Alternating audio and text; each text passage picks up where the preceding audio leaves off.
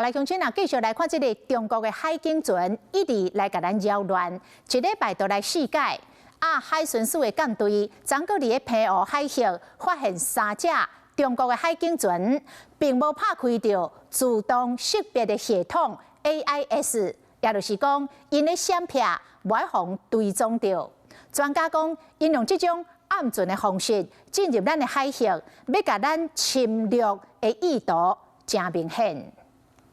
你已进入中华民国境限之水域，严重破坏区域和平稳定。中国海警船一直侵扰台湾，伫咧一礼拜内就发生试解，伫咧昨早起，阁互渔民翕到这个画面。中国海警船出现伫咧平湖周围的海峡，海巡署的舰队阁发现这海警船无开 AIS 系统。这台的话就是 AIS， 然后叫自动船舶识别系统。有游艇业者说明，其实任何船只，包括休闲船，拢有这 AIS 系统。船只伫咧航行的时，甲拍开，就会当互其他的船判断家己的位置，避免弄到的风险，确保航行安全。专家推测，中国的船只选择无要开 AIS 系统，用暗船的方式侵扰，可能是为了稳定性，避免互领导追踪，才有侵略的意思。那么现在又延伸到澎湖外海一带。还有在演习的时候，他也刻意的要靠近台湾的近县市水域，在这种情况下，就凸显出他政治上要把台海进行内水化的这个意图。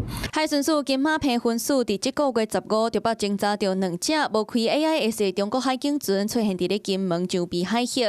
20嘛有2个中国籍的查甫人坐三板仔，想要为金门列屿西南方的二胆岛海峡偷渡登岛，可见中国除了派海警船，今嘛无共款的方式。最近中国用小型目标侵扰台湾本岛的案件增加，已经成做普色地带侵扰，阁有认知作战的重点。海巡署嘛强调会加强巡逻，定睛应对。